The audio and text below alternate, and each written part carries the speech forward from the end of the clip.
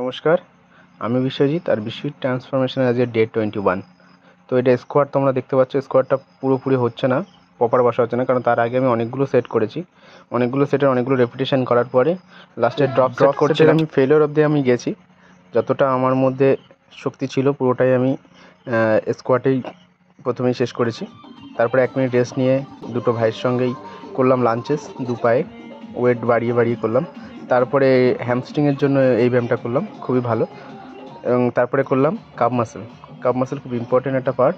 তো প্রথম দিকে আমি এটা করতাম না, এখন আমি এটা করি, কাপ মাসেলের এটা 4 সেট করি।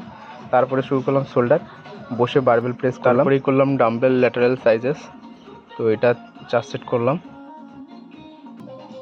তারপরে রেয়ার ডেল্টের জন্য এইটা ডাম্বেল ফ্লাইটা করলাম।